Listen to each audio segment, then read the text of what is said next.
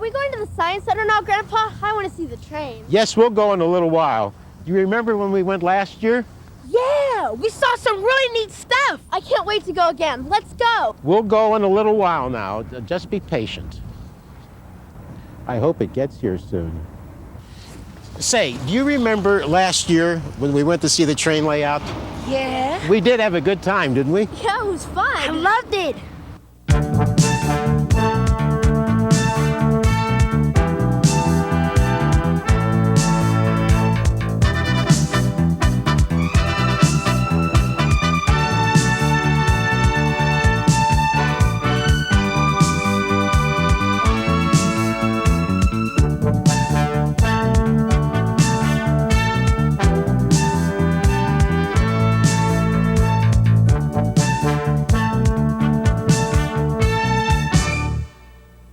The Carnegie Science Center's miniature railroad and village is an absolutely amazing display, and to think it all started in a basement in Brookville, Pennsylvania.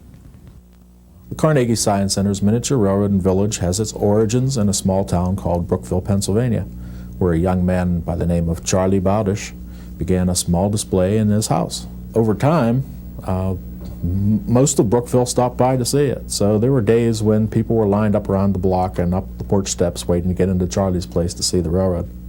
The people at the Buell Planetarium here in Pittsburgh heard about Charlie's display and its popularity and offered him some space in the bottom floor of the planetarium, as it was known back then, to set up a small railroad display. It became so popular and became a Pittsburgh tradition for most of the people here that they decided to enlarge the display until it filled one of the bottom floor galleries of the planetarium. In 1989, the decision was made by the Buell Science Center that we would build a totally new building, and it would be called the Carnegie Science Center. The miniature railroad would have to be built anew. It was an exciting prospect to redesign the entire exhibit for a totally new space in the new Science Center. It was quite a challenge also. Our exhibit reflects the lifestyles of people in western Pennsylvania in the 1920s, or how they lived, worked, and played. Our theme has also been educational, and by looking at the miniature railroad, you can see how life was back in the 1920s for most of our forefathers. You know, the railroads played a vital role in the history of our country. In the early years of the 20th century, railroads were the primary mode of travel for everything, passengers and freight. Airplane travel hadn't been perfected yet. We were in the midst of our Industrial Revolution then, and the railroads moved the goods of progress all over the United States. The steam engine was the power that moved the trains, and every young boy's dream was to grow up and become a locomotive engineer. The railroads employed millions of men and women to service and move the trains. If you look back in your family tree, I'll bet that somewhere you'll find someone who worked for the railroads. The rails also contributed mightily to our victory in World War I and II. Thousands of troop trains and manifest freight trains moved millions of tons of freight to both coasts for shipment overseas. In western Pennsylvania, the railroad was the steel industry's vital link to the rest of the world. The raw materials for making steel were shipped into the mills by rail, and the finished steel products were shipped out of the mill by rail. You can see how that was done on the miniature railroad and village, because they show how all the various industries relied on their railroads to tie them together. And they do it with such great detail. Our exhibit reflects western Pennsylvania history, and we have a coal mine, coke works, and a limestone quarry, and all these ingredients are necessary to manufacture our iron in the steel mill blast furnace. Our railroad actually ties all these industries together because it was responsible for transporting all these items to the steel mill. The manufacture of bricks in Pennsylvania was fairly common, and our process is reflective of the way that bricks were made probably in the early 1800s. We have a demonstration of a 1-horsepowered crusher where all the clay is broken up into small fragments. And then these fragments are taken over to another mill, another 1-horsepowered mill called a pug mill. Water is mixed with the clay fragments and it's made into a viscous clay. These clay bricks are then placed into beehive ovens, and they're heated up and cooked for about 12 hours. And when this is done, they break into the kiln and they carefully take out the bricks and then assemble them by the siding in order to be shipped to their destination.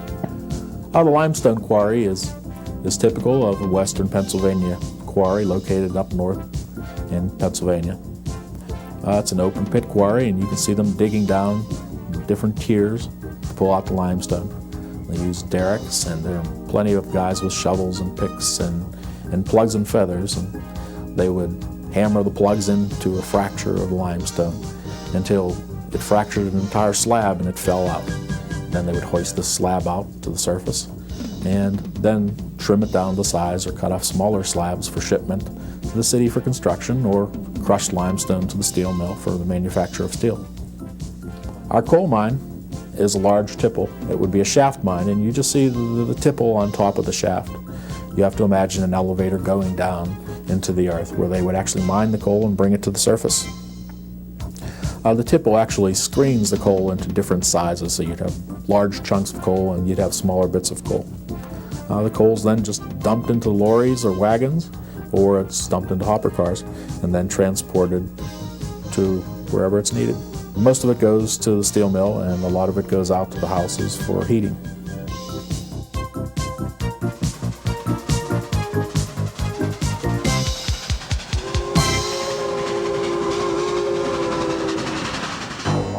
Company towns were a fact of life in western Pennsylvania. The company pretty much owned its employees, and the employees had to purchase all their materials at the company store. You'll see many company towns here on our layout. One is associated with the limestone quarry, and one is associated with the sawmill. The houses themselves are pretty shabby. They all look the same, but the owners tended to individualize them, that make them into their own special homes. So you'll note there are small differences in each one.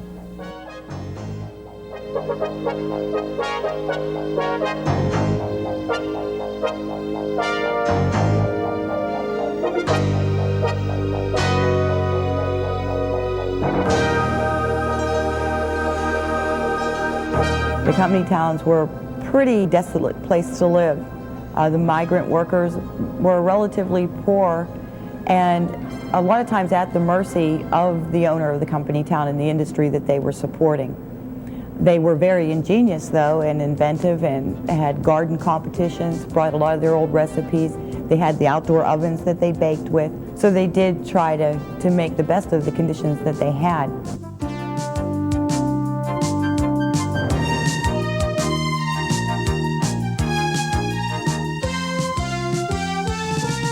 Every one of our models are replicas of real places in western Pennsylvania. When we select a certain building, we go out and measure the building if it still exists and take photographs of it, then come back to our workshop in order to build a replica of it. One of the most popular buildings is our general store located in our country village. Mr. Bodish made this model way back in the 1950s. He fully stocked the interior of the building with shelves and potbelly stoves, and you have the cronies sitting around the stove holding conversation, and the butcher carving some meat, and even a little pile of bananas hanging from a post. Our abandoned farmhouse and barn took a lot of time to build because it's much more difficult to build something that looks like it's old and abandoned, beat up, than it would be to build something that looks fresh and new and clean. We have a small replica of a drilling derrick. These fellows are drilling for oil, and oil was particularly important in western Pennsylvania. As you probably know, the Drake well was one of the first in the United States, and that's up in northern PA. This is our replica of the contribution of oil to western Pennsylvania. We also have a model of a bridge, which was demolished in 1927, but we did get the blueprints and we tried to reconstruct it. Our boat drive system is very popular. People are always asking how the boats move through the water, and yes, it is real water. We have a large system of sprockets and chains, similar to what you'd see on your bicycle, but it's much more extensive and there's more sprockets and a long length of chain. And it's driven by a motor, and there are 2 magnets mounted on top of the roller chain. There are also 2 magnets mounted beneath the boat. And when you place the boat over the magnets on the roller chain and turn the system on, the boat follows the roller chain magnets wherever the chain goes.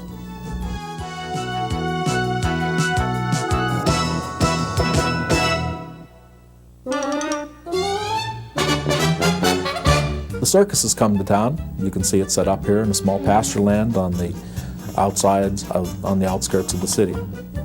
It's typical of the traveling circuses of the 1890s. And we have 3 large circus tents. We also feature a man doing a headstand on top of a pole. This is one of our most popular animations. You'll notice the seal balancing the ball, and you can see the ball actually rising and falling as the seal tosses it up into the air.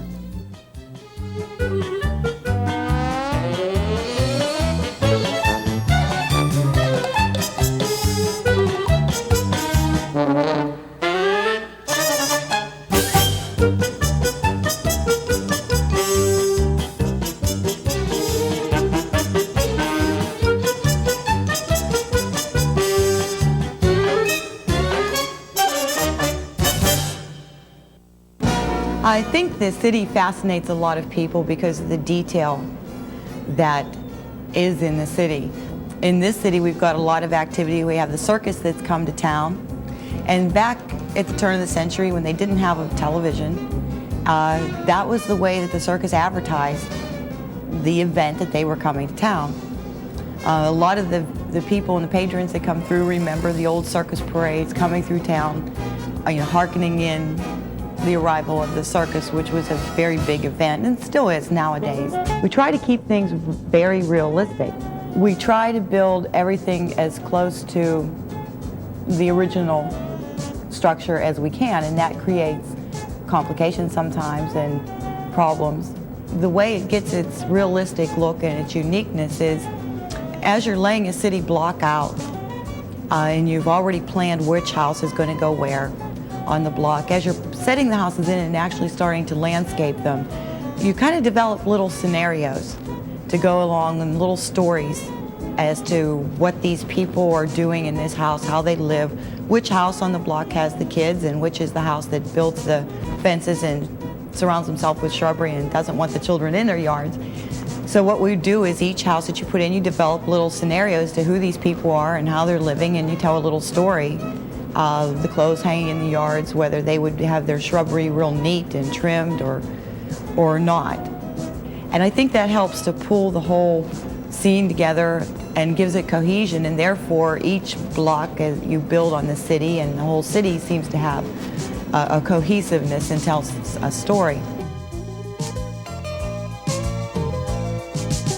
Some of the problems that the Liverpool Street row houses presented was the one has very ornate woodworking on the porch roof.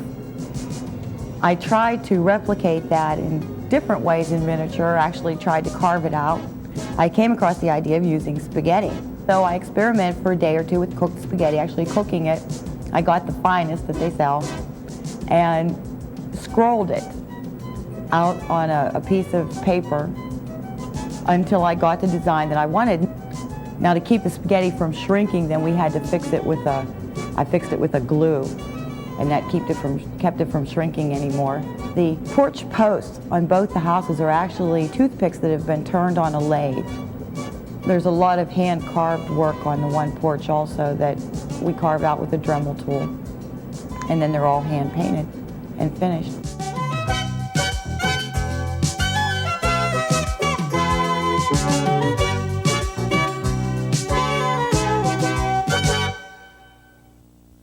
We have a replica of a typical Western Pennsylvania ball field. We decided to replicate 2 popular ball teams from the Pittsburgh areas of the 1920s and 30s, the Homestead Grays and the Pittsburgh Crawfords. They were black teams and they were very popular. Our ball field features an animated batter. He turns at the waist and turns his head as he tries to swing at the ball. The situation is that it's the bottom of the 9th. The score is 3-2. There's a man on first and there's a man trying to steal third. It's up to you to decide whether the man strikes out or hits a homer. Well, another particular note is the animations, and we pride ourselves on the fact that we have in this exhibit alone about 100 animations that people are fascinated with when they walk around the exhibit. And that's one of the most appealing things, is the animations, that people can walk around and try to discover where they are. They might be in a most discreet location that is really fun to try to locate those. We have an area with an old farmhouse, and we have a collective amount of animations there, and the woman beating the rug, and the man using the well to pull up the water bucket, and the woman washing her clothes from an old wash tub, and we have an axe man there. And so it just brings back, for me, a lot of nostalgia because I came from a farm. Near our farmland, we have our most popular animation, which is the lady walking a baby on the second floor of a yellow house. She walks back and forth carrying her baby, trying to get the young child to fall asleep. This has probably been one of our most popular animations stretching back to the 60s.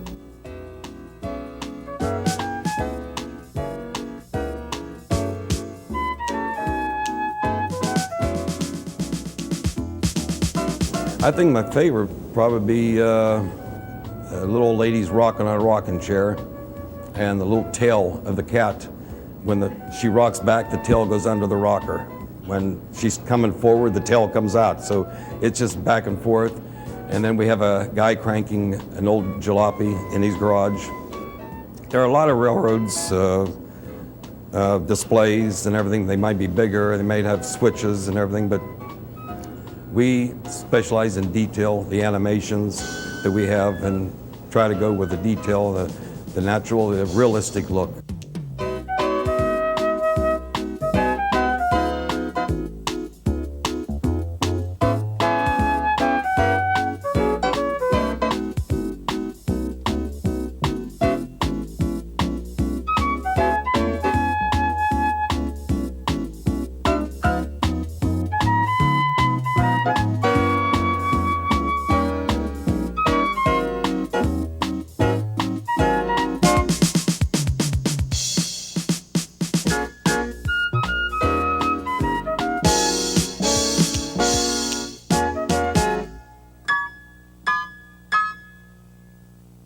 You know, boys, it's fun to see all these little details that are on the display, and what really makes it fun are the trains.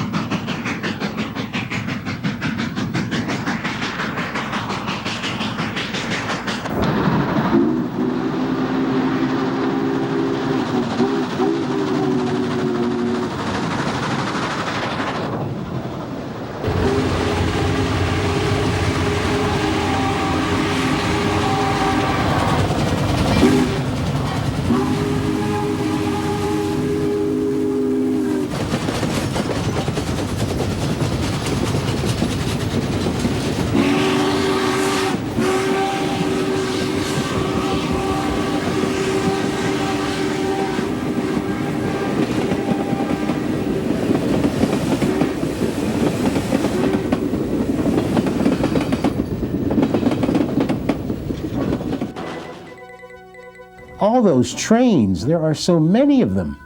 And how about that steel mill? It looks so real, and it's huge. Sharon Steel of Sharon, PA, generously provided us with blueprints of the original mill. So we used these blueprints to build our model as if we were going to build the real thing. You'll see the most impressive part of the steel mill is our ore bridge, which was totally constructed of brass, which was soldered together. It took approximately 1,000 hours, and it is totally animated so that the entire ore bridge runs the length of the ore yard, and the animated clamshell bucket and trolley run along the length of the ore bridge. The blast furnace complex was made totally of acrylic plastics, and it was hand finished with dry brush techniques and paints. Most of our slag pots and cars that you see in the steel mill were made from scratch using Lionel wheel trucks. We use a fog machine to simulate smoke drifting from the chimneys of the blast furnace smokestacks. So our theme for the railroad includes limestone quarry, a coal mine, and a cokeworks, because these are the necessary ingredients to make the iron. Western Pennsylvania is famous for its steel industry. Although it has died in recent years, we hope to keep the spirit of the steel-making industry alive via the miniature railroad and village.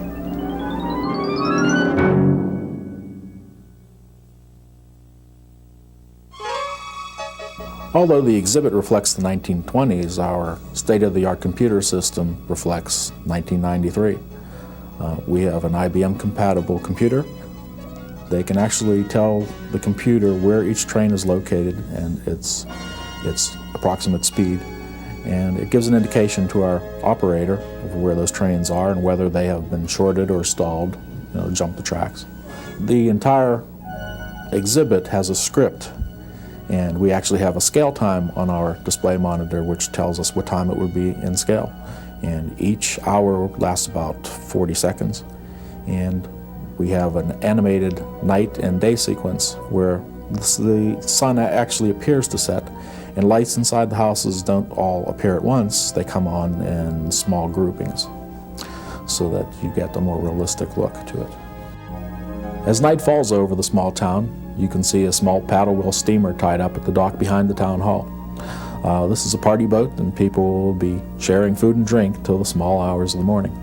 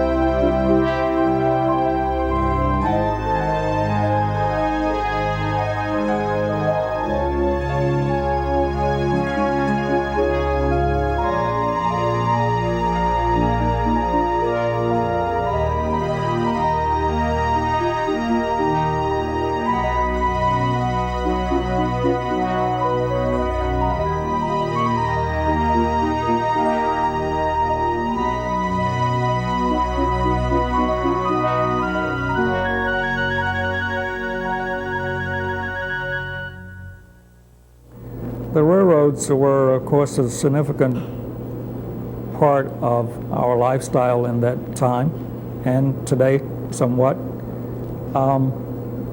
It was the railroads that fed the Industrial Revolution. It was the railroad that made this country what it is. If you think even on this exhibit, the significance of the railroad that takes the coal to the coke yards, and then the coke to the steel mill, and the limestone to the steel mill, and the passenger trains that move from one place to another, and the lumbering trains. You can just see the historical scope of railroads and what it meant to this country, and what it means to us on this display. It's an ever-changing exhibit. It's never the same because there's such a mass of things to draw from, and this is such a rich historical area that we're never at a lack of ideas. It's hard not to have worked on this platform and not feel a great sense of pride. I'm still in awe of it, and I can come out here when there's no one in the gallery and just look at it and almost get goosebumps.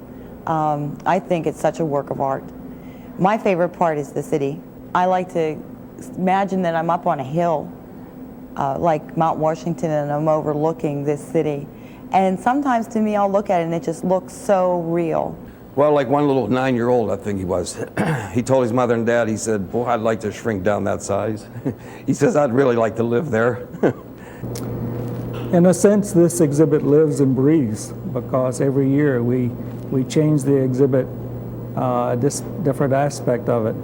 It has life in the sense that it's not the same this year as it was last year, or it won't be the same next year.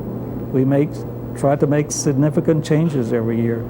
And if you think that you've seen it a long time ago and it exists the same way now, you might be really surprised at the innovations we've incorporated into the exhibit. Landscaping alone has been a real leap for us. I mean, we have jumped from a few trees a few years ago to literally thousands of pieces of landscape this time. And the virtual size of the exhibit would just overwhelm you. Well, he's sure right about that. The great miniature railroad and village is absolutely unbelievable. And we saw some new things this time that they didn't have last year. It seems like every time we come here, we see something new. Grandpa, why are we over here when the Science Center's over there? Can we go see the layout now? We'll go in a minute. It should be along any time now. What should be along? That.